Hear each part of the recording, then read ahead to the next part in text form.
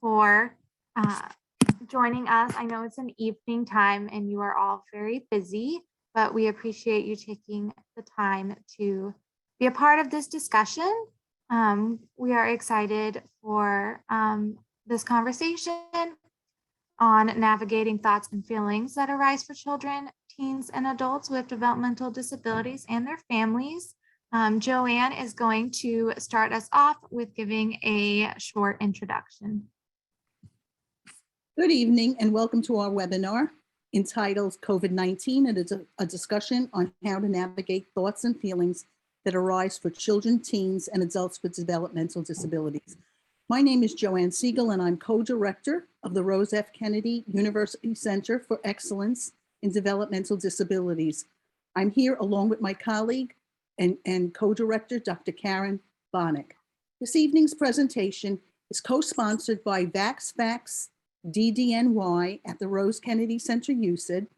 It is also co-sponsored by the Interagency Council of New York, the Bronx Developmental Disabilities Council, along with the support of the 4 other borough DD councils. Funding for this event is provided by a grant from the New York State Developmental Disabilities Planning Council. Issues related to mental health emerged as an area of concern from discussions at our Health Committee of the Bronx DD Council that is chaired by myself, Dorothy Stone, and Yvonne Rodriguez. Council members were hearing from families who are struggling and dealing every day with the fallout from the COVID-19 pandemic. Families and children are stressed and overwhelmed. And now, even though schools and programs are beginning to reopen and vaccines are rolling out, many emotional and mental health issues such as anxiety, depression, and bullying are continuing for children, adolescents, and adults with developmental disabilities.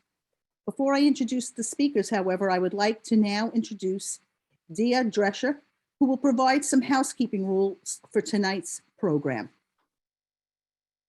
Hi, everyone, again. I'm sure you've heard my voice a few times already, but I just want to introduce a few Zoom ground rules we have. We do ask that you stay muted for the entirety of the presentation. If you have any questions, we would love to hear them, but please put them in the chat so that our speakers can answer them at the end. We really do want to have a great question and answer time, so please do bring up any questions you have. Nothing is too small, so we are excited for that, but please stay muted. And if you do unmute, I will mute you back just to make sure that everyone is able to understand the speaker and there's no interruptions. And if you have any questions about like Zoom navigation, you can feel free to put that in the chat too, and I can see if I can help you out. Okay, thank you. So tonight we have invited 2 psychologists to address these issues and concerns and offer some advice for our families. Dr. Erin Rivlis is assistant professor at the Rose Kennedy Children's Evaluation and Rehabilitation Center at the Children's Hospital at Montefiore. She serves as co-director of the Child and Adolescent Unit and externship coordinator and specializes in work with children and adolescents with neurodevelopmental disabilities. She is also an adjunct associate professor of psychology and education at Teachers College, Columbia University, where she teaches a course in psychoeducational assessment. Dr. Rivlis obtained her undergraduate degree in psychology from the University of Michigan. She then went on to receive her PhD in school psychology program at Teachers College, Columbia University. Dr. Carla Lynn Bernstein is assistant professor at the Rose Kennedy Center Children's Evaluation and Rehabilitation Center at the Children's Hospital at Montefiore. She serves as a clinical psychologist on the Child and Adolescent Unit and specializes in work with children and adolescents with neurodevelopmental disabilities.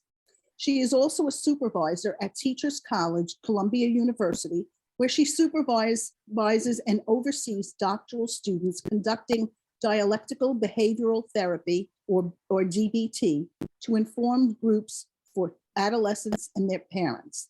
Dr. Bernstein obtained her PsyD in clinical psychology with specialization in children and adolescents at Abuzu University in Miami, Florida. So without further ado, let me hand over this presentation to Drs. Rivelis and Dr. Bernstein. Thank you, Joanne and Dia. As both of them mentioned, I'm Dr. Erin Rivelis, and along with Dr. Bernstein, we are both psychologists at the Rose F. Kennedy Children's Evaluation Center at the Children's Hospital at Montefiore. I know that's a mouthful. And as was already mentioned, we're going to be speaking this evening on how to navigate the thoughts and feelings that arise for children and teens and adults with developmental disabilities, as well as their families, particularly within the context of the COVID-19 pandemic.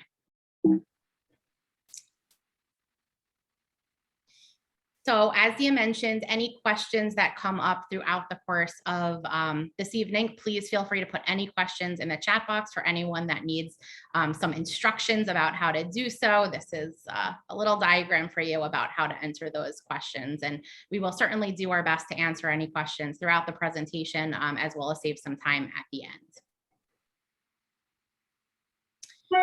So first off, thank you for all carving out some time in what I'm sure is a very busy schedule to come to this talk this evening.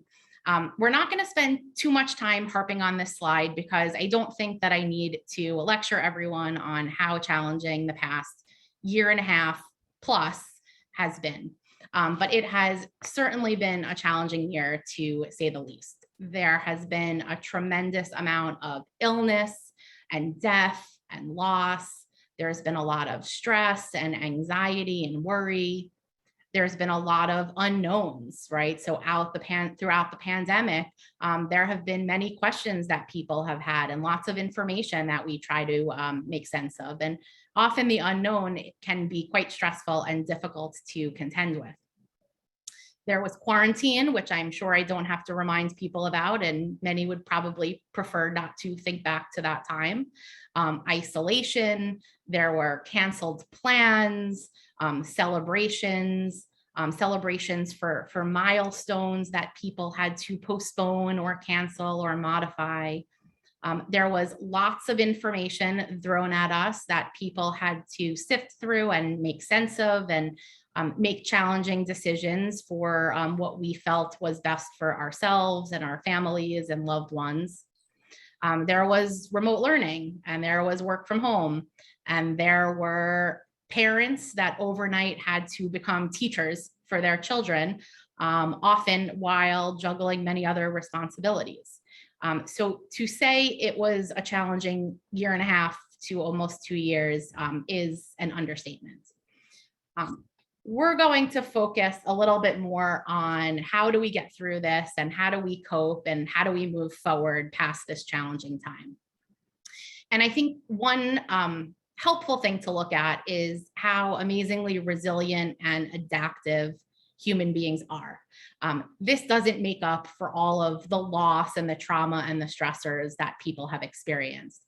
But to look back, it's pretty remarkable to take a look at things like telehealth, right? So throughout many places in the country, telehealth and seeing your physicians or therapists or different providers over video was something that was possible. But in many places, that was certainly not the norm. And it has certainly exploded and become significantly more commonplace. And there is definitely an ease for certain types of appointments with that platform being an option for us. Not for everything, but for certain types of appointments.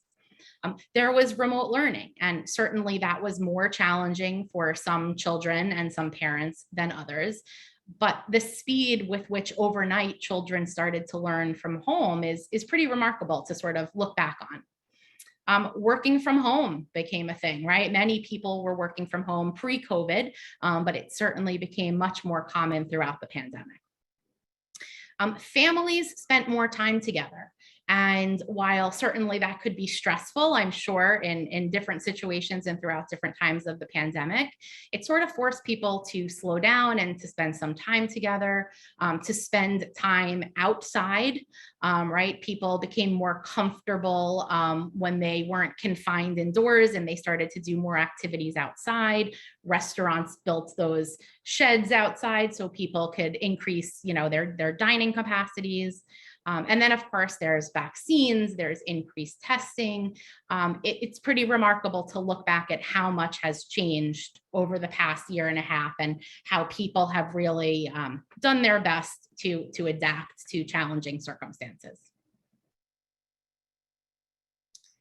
So we're going to talk this evening about how families can open up the lines of communication and facilitate discussion amongst family members and friends and colleagues. And one of the things that we're going to talk about is how to encourage open communication among families and with children. So encouraging children to share their feelings, encouraging children to ask questions about things that they're confused about or concerned about or curious about is really important. Parents and adults and even older adolescents in homes can and should inquire with younger children what concerns they have, what questions they have, what do they understand and what do they not understand or have maybe misunderstandings about.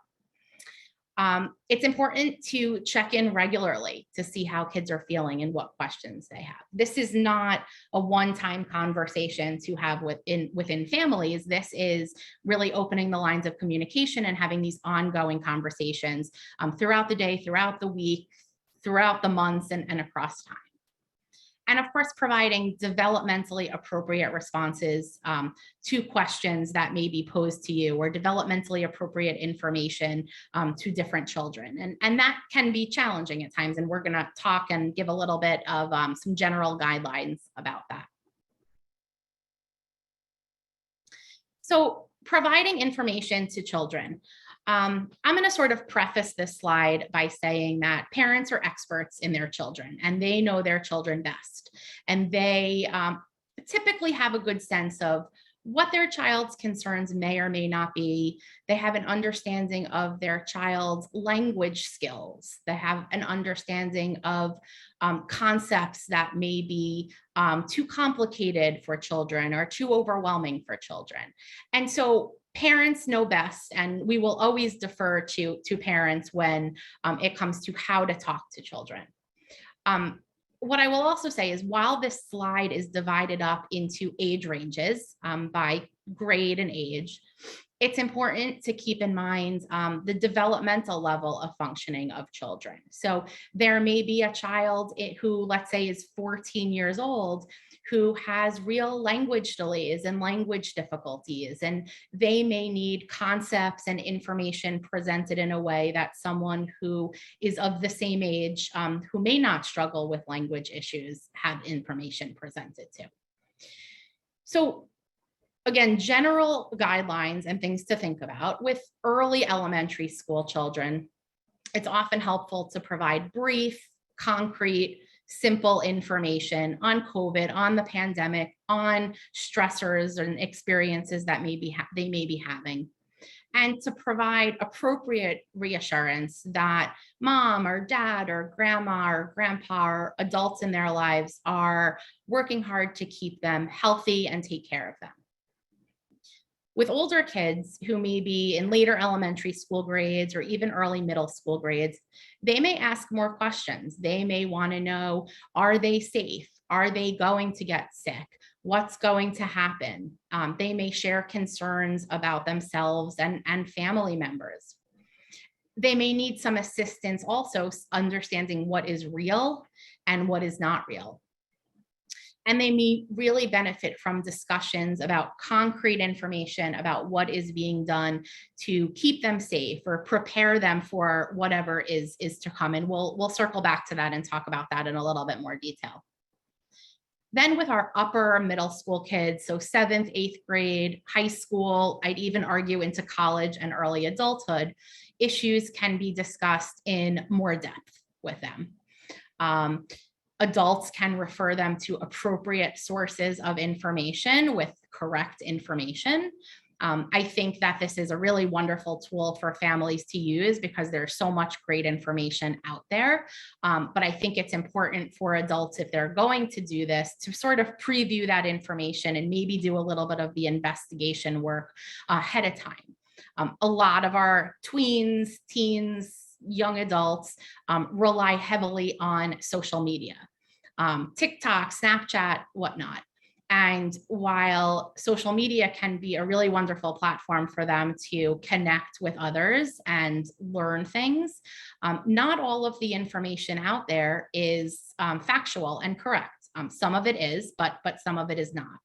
And so helping kids sort of sort through what is accurate and what is not, and opening the lines of communication so that they can have these conversations with family members to think critically about the information that they're exposed to. Providing honest, accurate, and factual information to kids and engaging them in decision making. So what are the family plans? What are the family's beliefs and feelings about certain topics? What are schedules going to look like? Really involving them in that decision making process. And for all children, all adolescents, again, even all young adults, encouraging them to verbalize or express, which may not be through verbal means, their thoughts and feelings. And we'll talk more in detail about that. And I think most importantly, being a good listener. So conveying to children that they can come to trusted adults in their lives and ask questions, and they will be attended to and listened to, and even encouraged to ask questions and share, concerns. Okay, so emotional expression. So this is something that comes very easily to some people and is quite challenging for other people. It's something that some people are very comfortable with and do without little thought, and it makes other people uncomfortable. And that applies to adults as well as children. I think conveying to children that it's okay and even encouraged to share their feelings is a very helpful tool to have in life. Trying to understand children's fears and their concerns and anxieties, and really normalizing their emotions. So there is nothing inherently dangerous about being sad if something happens, or angry or anxious or worried about something. So these are all normal emotions that everyone experiences throughout the course of the day, the week, the lifespan, right? But it's getting kids to recognize what are the situations that are making them feel certain ways and what are the feelings that they are experiencing. So recently we had many families and children who had been remote for school for a year and a half, and they had to transition back to in-person learning. And kids responded very differently to that. There were some kids that were ecstatic and couldn't wait to get out of the house and be with their friends again and see their teachers in person. And then there were others where it was incredibly anxiety provoking for children and their families. And so in a situation like that, encouraging children to talk about and share how they're feeling, and maybe even taking it a step further and understanding what they may be concerned about. So we could have one child in this example that was anxious about going back to school in person because they were worried about getting COVID or a family member getting COVID. Other children may have been anxious because maybe for a younger child, they had never attended school in person before. Or maybe they were worried because they didn't know what the transportation was going to look like to school. Maybe they didn't know what their school building looked like, or who their teacher would be, or what children would be in their class. Other children may have been anxious about the academic demands, and others may have had some social anxiety, right? We've relied so much on virtual social interactions for so long that the idea of being in a classroom with 5, 10, 15, 20, 30 other students was quite anxiety provoking. But normalizing some of these emotions, validating how kids are feeling, and helping them sort of get through that process is really very important. A lot of times, understandably so, adults in children's lives don't like seeing them in distress. They don't like seeing them sad or anxious or worried. But adults don't have to feel like they have to, quote, make it all better. Sometimes kids need to see themselves experiencing those emotions and observing themselves tolerating the emotions and then being successful in making their way through that emotion to the other side, or problem solving how they're going to handle a situation or coping with those feelings. Again, providing information, we've talked about this, is really important. Being direct, being honest with kids, not overwhelming them with too much information, following their lead to see what their concerns and questions are, and conveying that it's okay if a parent or an adult doesn't have the answer to a question that their child asks. I think that's actually a wonderful opportunity to model to kids what that process is like if they experience something that they don't know how to handle, or someone asks them a question that they don't know the answer to. So parents can say to their child, you know what, that's a really great question, but I don't really know the answer to that, but I'm gonna, ask Dr. So-and-so, or I'm gonna ask Aunt so-and-so, or I'm gonna do a little bit of research and get back to you. And with some kids, they can even be involved in that investigation process of how are we going to find the answer to this question and information in a developmentally appropriate manner. One of the very challenging aspects of the pandemic in the past year and a half has been that many things have felt really out of our control. Right. So we had a lot of information we had to make sense of. We didn't know what was going to happen. We didn't always feel like there was a very clear right or wrong answer. And that's a very disconcerting feeling, to say the least, to feel like things are not under your control. But highlighting to kids and stressing that there are so many things that are under their control. So washing their hands, wearing a mask, depending upon the setting they are in, social distancing, again, depending upon the setting they're in, getting vaccinated, self-care and getting enough sleep and eating properly. These are all things that are really under their control and can be comforting to kids and adults, quite frankly, to start to pay attention to the things that they have control over. Keep the conversation going. As I mentioned, this is not a one-time conversation. This is opening the conversation up over extended periods of time.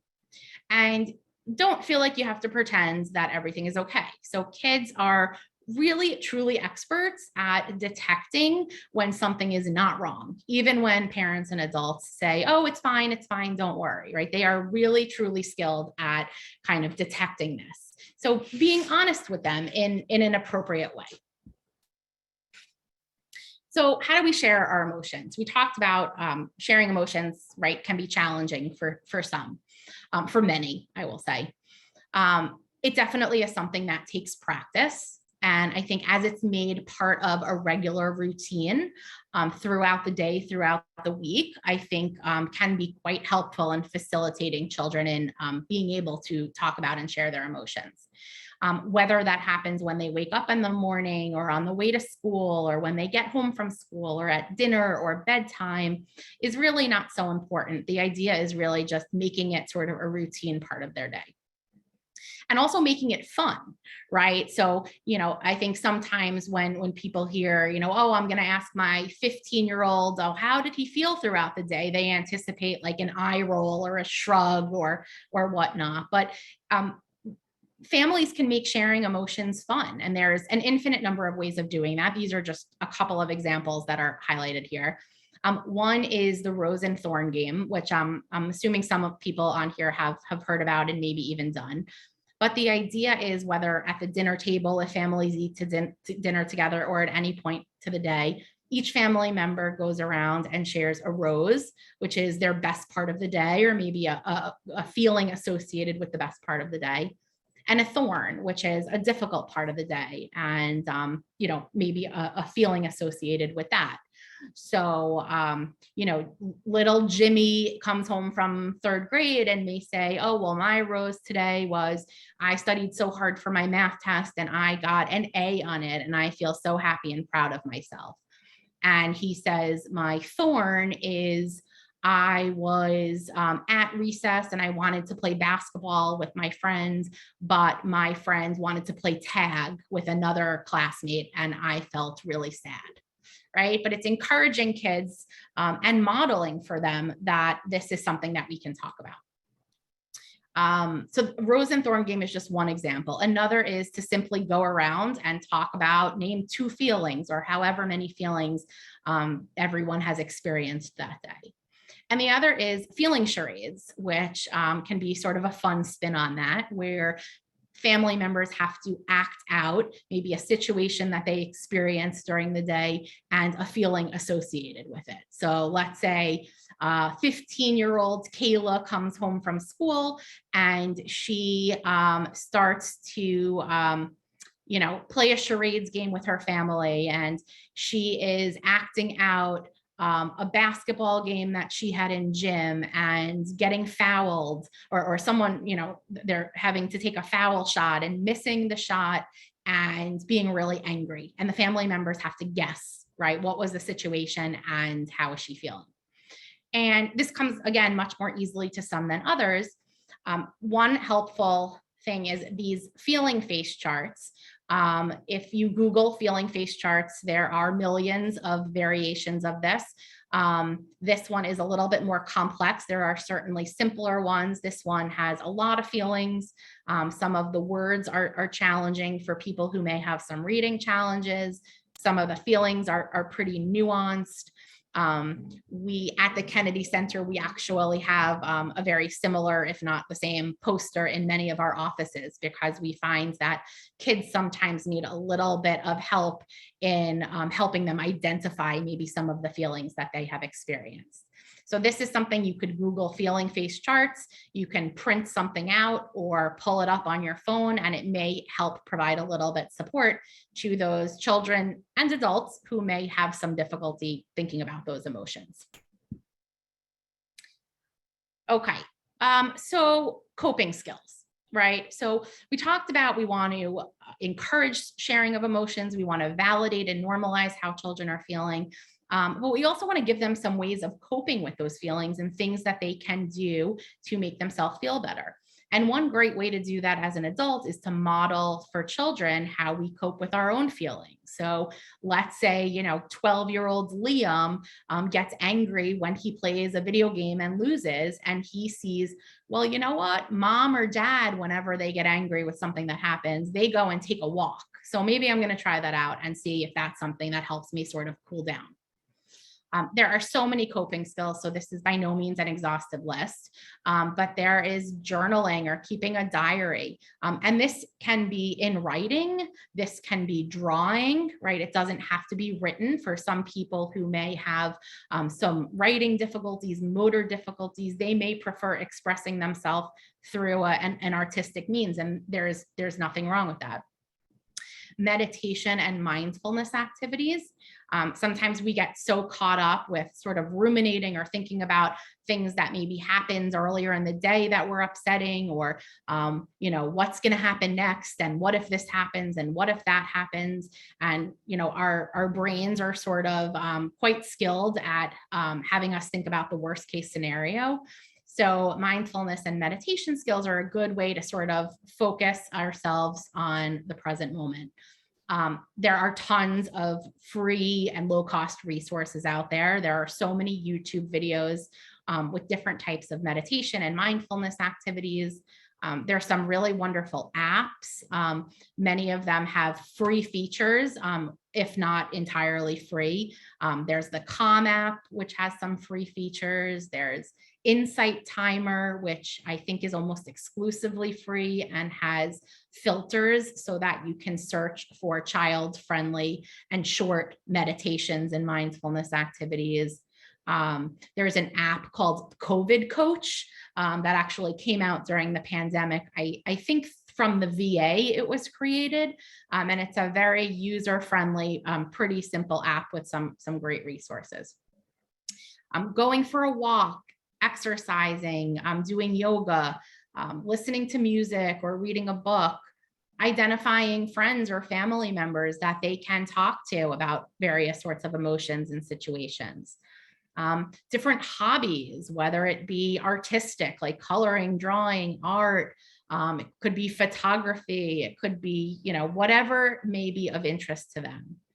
And of course, these coping skills are quite important. Many times they are sufficient for helping kids and adults get through challenging times. But there are certainly times where seeking professional help is the appropriate next step. And we're going to talk a little bit about that in more detail. Okay, so Dr. Bernstein, I'm going to turn it over to you. Sounds good. Thank you.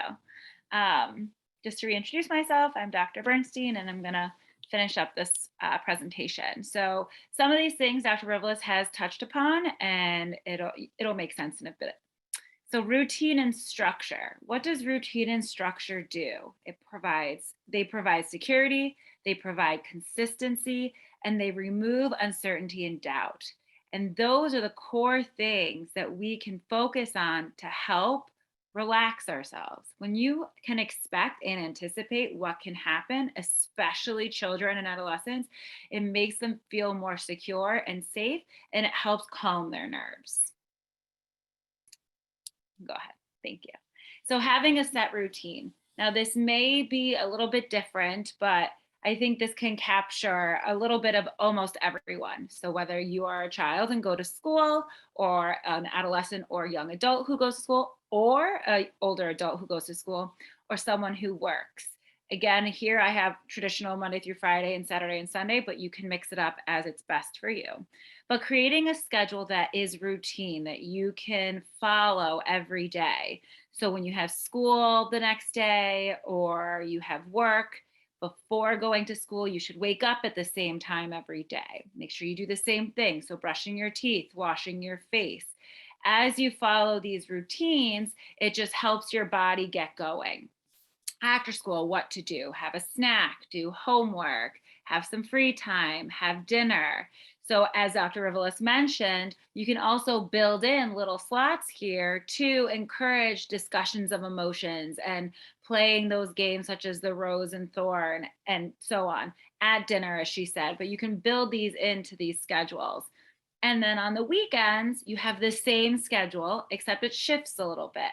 So you can wake up a little bit later because you don't have to be at the school bus, or you don't have to go to the subway or step into a meeting at 8 o'clock in the morning. You can finish up homework for the week. You can enjoy family time and friend time a little bit longer because you don't have a set activity such as school or work during the day. Enjoy activities. Now things are starting to open up more, playing outside, playing soccer.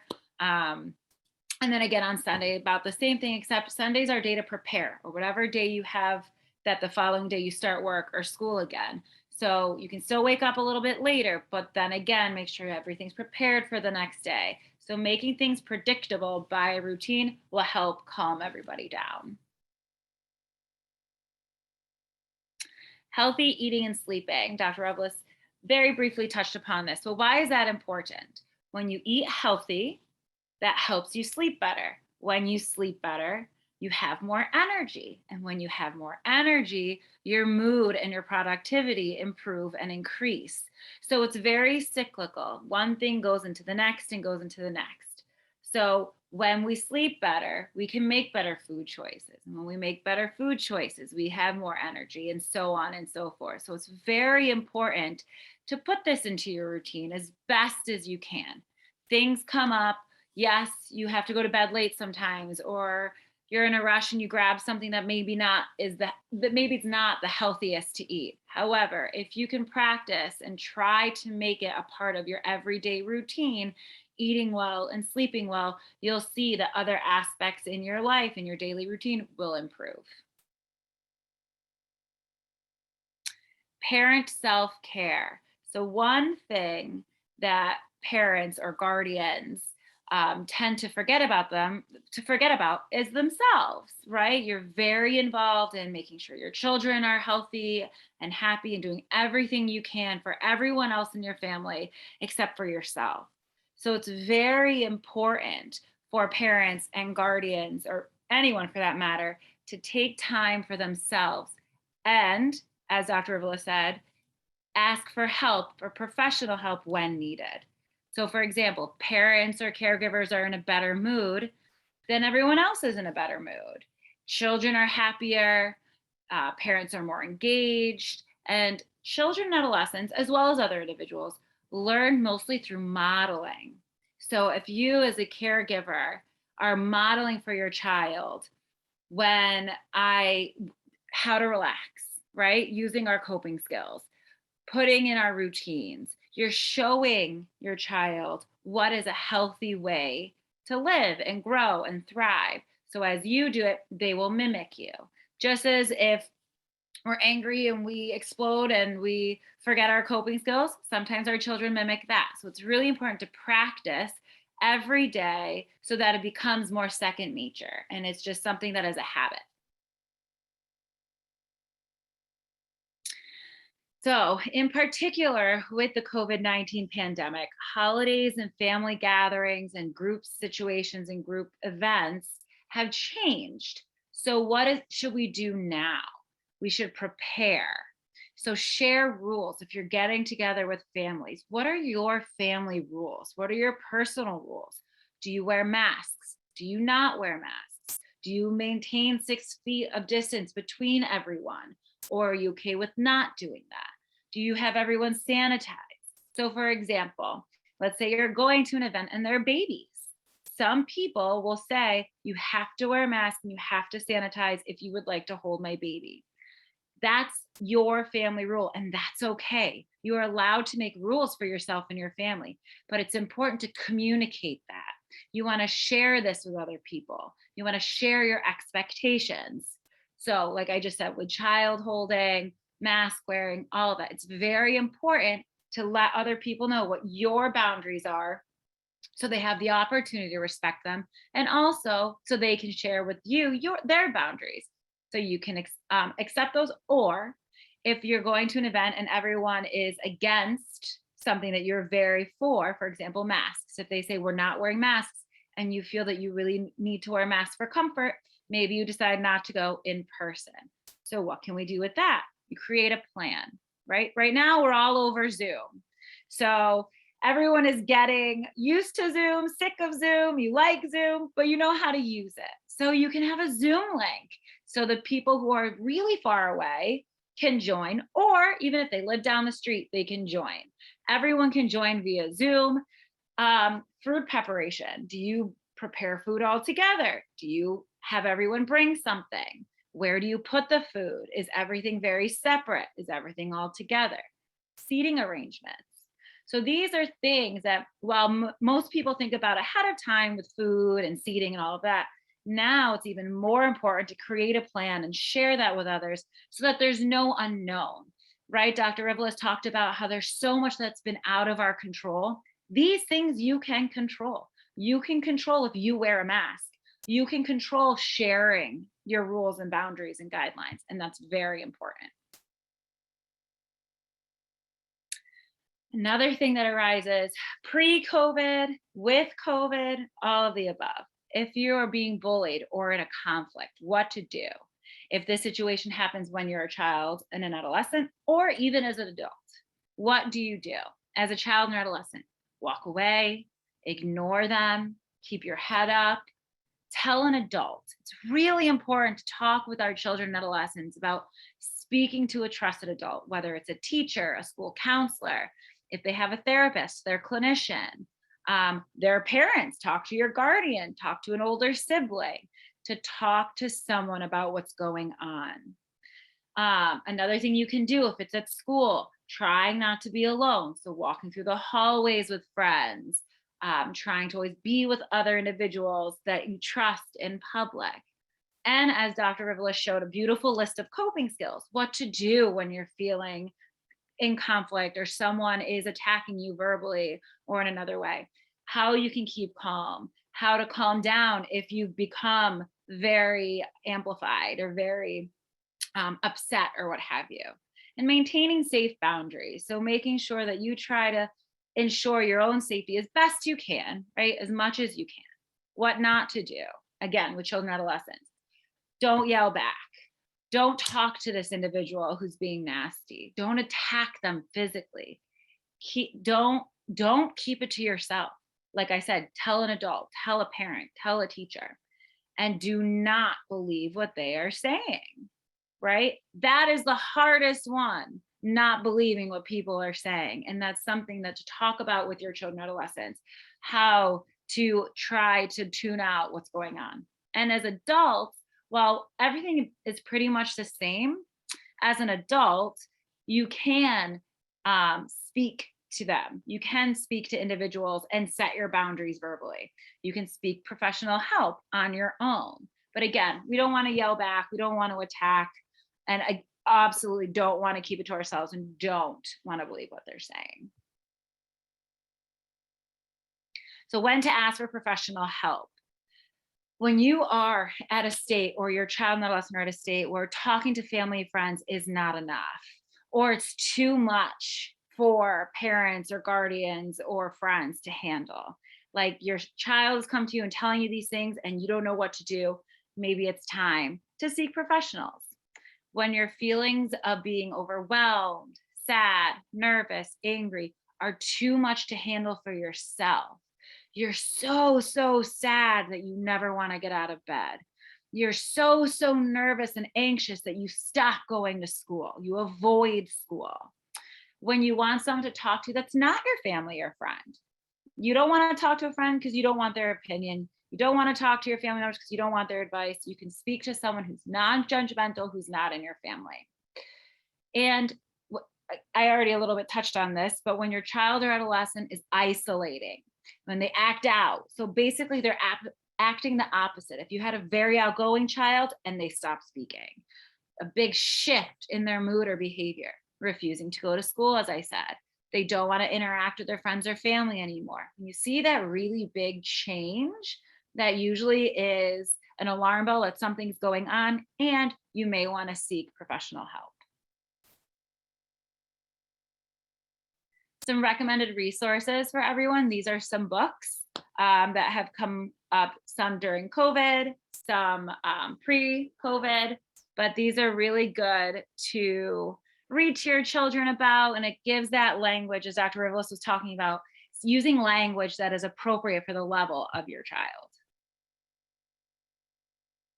And don't worry, we didn't forget about resources. So if you want to seek professional help, here's some. This is not all of them, but here are some. So for psychotherapy for adults, there's Montefiore Adult Outpatient Walk-in Clinic. There's the Jewish Board. For adolescents, there's a child outpatient department. There's New York Psychotherapy. So there are many on this list, and don't worry, you can get this and have it later. Another good resource is psychologytoday.com. You can tailor it to what you're looking for. Insurance, they don't take insurance, they're male, they're female, they specialize in a specific area. But if this is a crisis, if something is, you need help now, always call 911. There's also Samaritan Suicide Prevention Hotline, or the National Suicide Prevention Lifeline that's always on.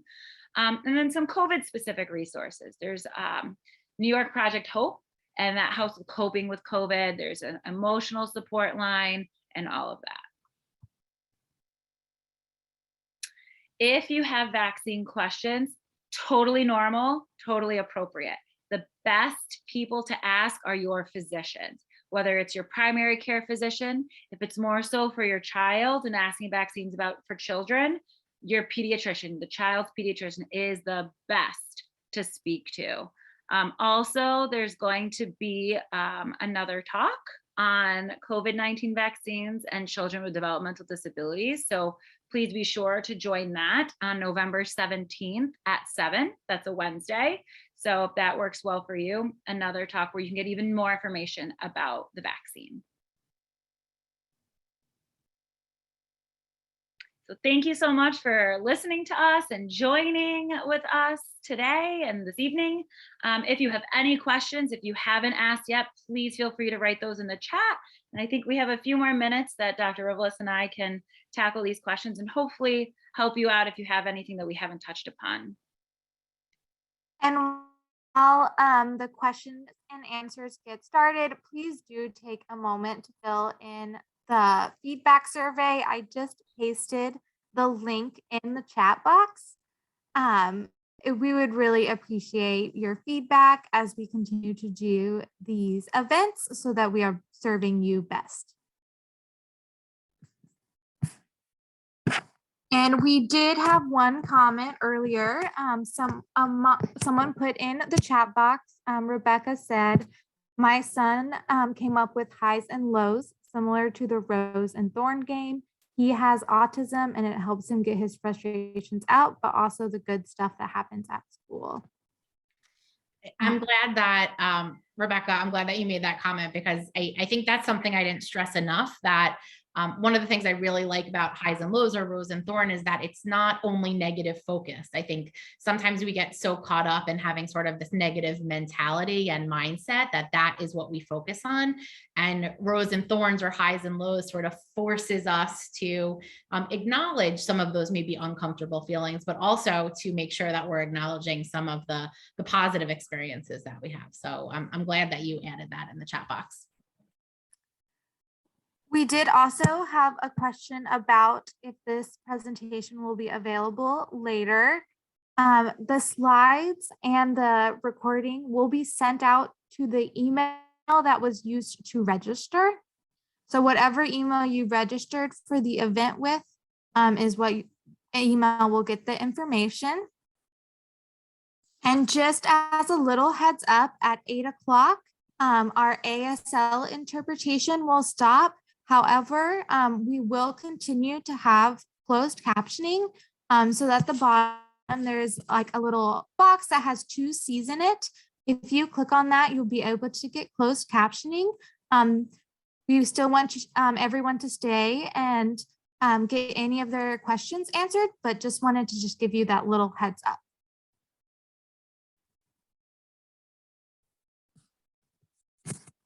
I'm also happy to put my email address in the chat box. So if people think of questions after the presentation or in the coming days that they want answered, I can certainly do my best along with Dr. Bernstein to answer those questions and or provide any resources. So I can put that information in the chat box for anyone that might be interested.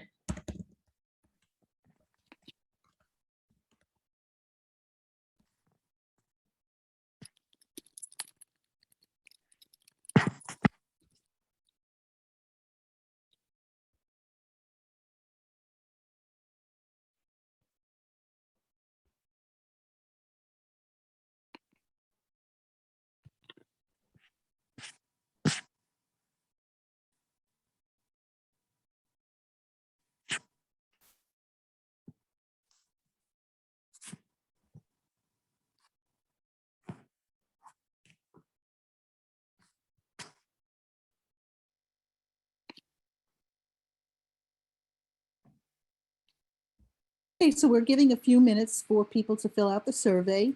And please, if you have any last minute questions that you would like us to respond to, put that in the chat.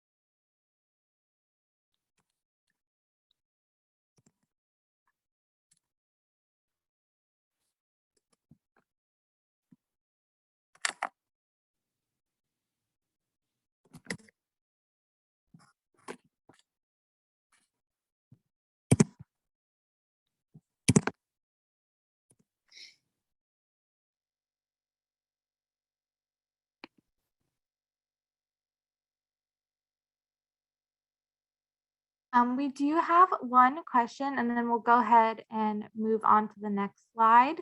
But please do take the time to fill out the survey when you get the chance.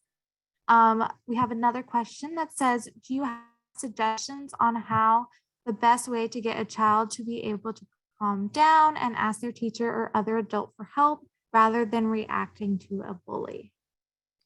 So one thing that you can do, and thank you for asking that question, is have your child identify at least one adult at school that they're comfortable with, whether it's a gym teacher, a music teacher, a teacher that teaches them one of their subjects, a hallway monitor, a security guard, anyone who works in the school that they can identify for you today who they feel comfortable with, so that they know, one, who that person is, and you can encourage them when anything wrong happens. If they are feeling uncomfortable, they can go to that person.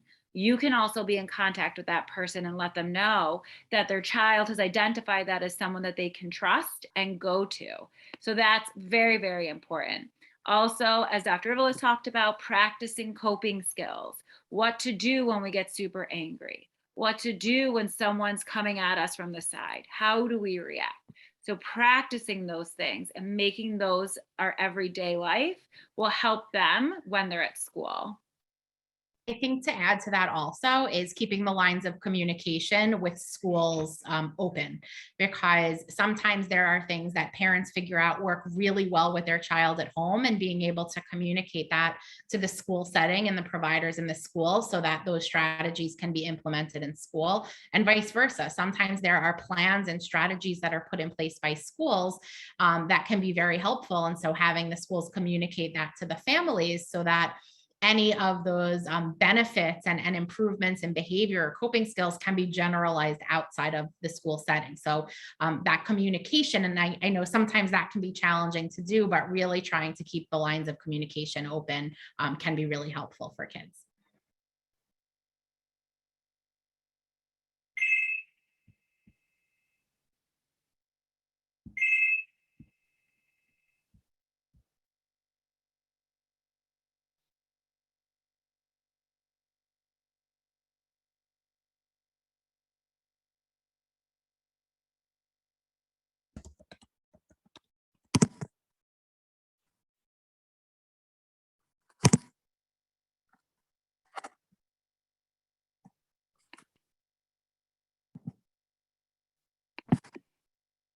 We are getting close to 8, but we would love to hear any more questions. If you have any other insight or even comments that you think might be helpful to others in the room, that we would love to hear them.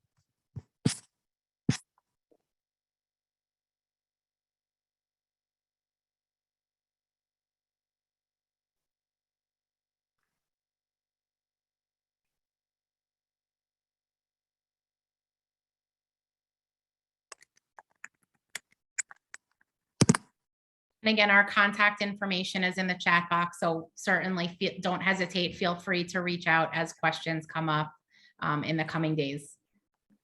We do have one more question, and it is, what if your loved one is nonverbal? I believe this is just, I know you were talking, a lot of your advice is about finding someone to confide in. So how would that be affected if the loved one is nonverbal? But if I misinterpreted the question, Kay, please add on to it. So I think it's a very good question. And I think a lot of the things that we talked about can certainly be adapted for kids who are nonverbal or maybe have limited language skills. A lot of the self-care strategies like maintaining good sleep hygiene, healthy eating, schedules, planning things ahead, and involving kids in the planning process to whatever extent is appropriate developmentally for them, making sure that they know what's coming, And many of the coping skills can really be adapted for kids with varying degrees of language, verbal language. So, we talked a little bit, and now that I'm answering your question, I'm not sure if your question is specific to bullying or just in general, and I'm sort of answering it more generally, but I think it can be applied to the bullying concern and question as well. A lot of the coping skills can really be adapted. So we talked a little bit about having a journal or a diary as a coping skill. That's wonderful for a lot of kids, but for many kids, that may not be the appropriate modality for them to express themselves.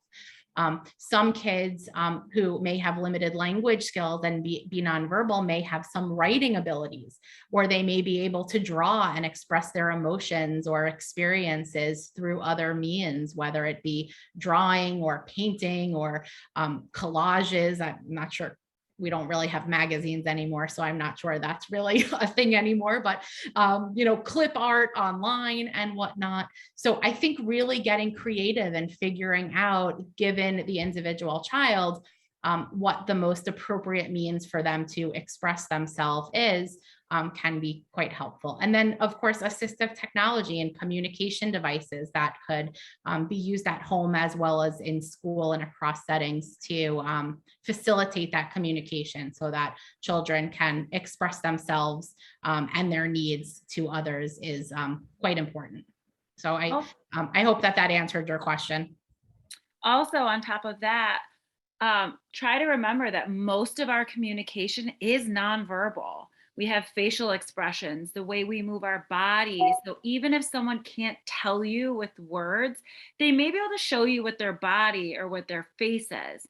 So if you know what a certain expression on your child's face means, as Dr. Rivelis said before, communicate that with the school and just say, if you happen to see Carla making this kind of face, this is what it usually means. So if you have an ally for them at school that can look out for that facial expression, so they know, oh, Carla really needs someone to just sit with her right now, or Carla really needs someone to just listen to right now. I'm using my own name because it's easier that way, but we communicate very much through our bodies and our faces. So don't ever forget about that. It's very important. And showing your child what a smile is meaning, right? So matching when you're talking about emotions and playing those charade games, matching your emotion on your face to what you're saying. So when you're doing that, you're also teaching them the proper facial expression for the word. I also think that there are strategies like, and maybe some people on here are familiar with this, but social stories, right? Where adults and individuals in a child's life can create sort of like a storybook of pictures. There doesn't have to be any writing or language involved. And that can be really helpful to help kids prepare and plan for things that are upcoming.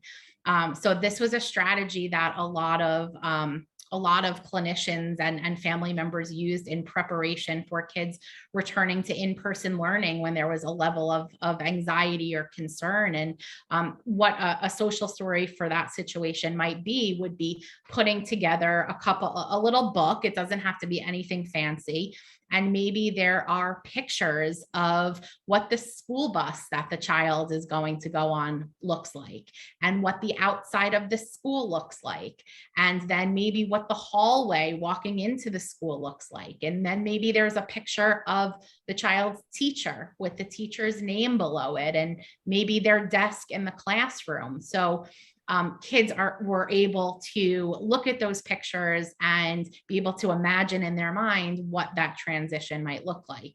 And so social stories are not specific to return to in-person learning. They can really be applied to any situation, whether it be, anxiety about going to a new dentist where you maybe never met the dental hygienist, or going to grandma or grandpa's new house and meeting their new puppy, whatever it might be. It really helps give kids a sense through pictures of what they may be encountering or experiencing.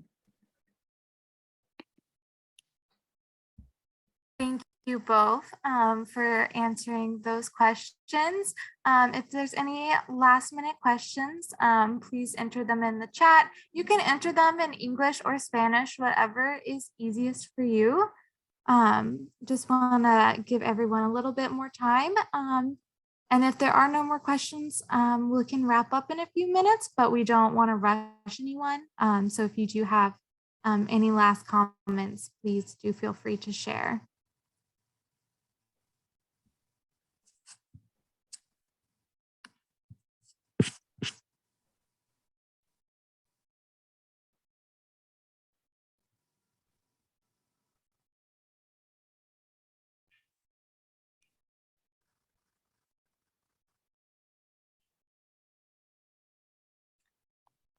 And while we're just waiting to see if there's any questions, just a reminder, we do have a few upcoming events later on this month. We will have a vaccine specific webinar on November 17th. It's a Wednesday evening, if that's something that would work well with your schedule.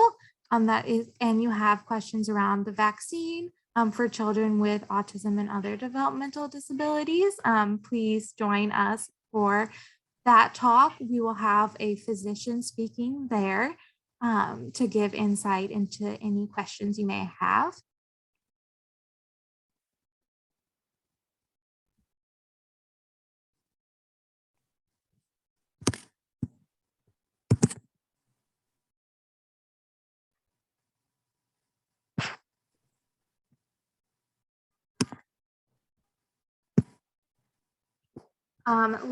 I will put the information for the November 17th talk in the chat as well, if that is something you want. But just like today, the talk will be available in both English and Spanish. So whichever one is easier for you. I will put the flyer and both the registration links in the chat. Just give me 1 second.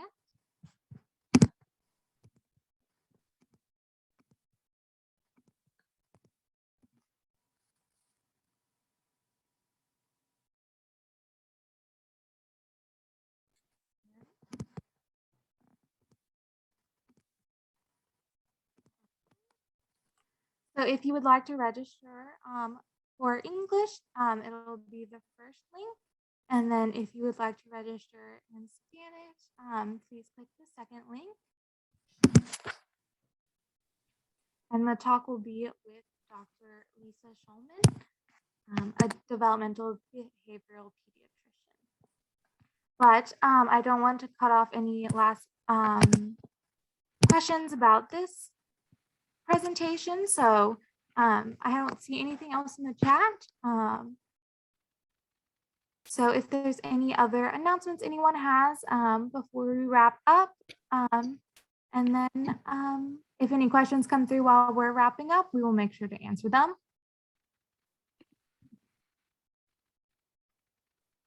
And we did have one question about the recording. We will send out the slides and the recording to the email you registered for this event with, so you will be able to have both of those documents.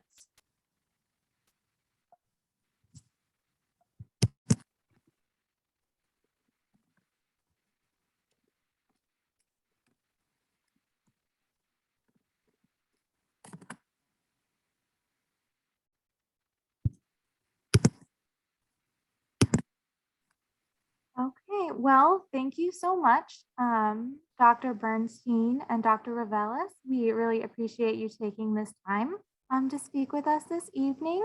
And are very thankful for everyone who logged in. We are happy to have your comments and hope this was helpful for you. Thank you for having us. Thank you, everyone. Yeah. Have a good evening. Thank you.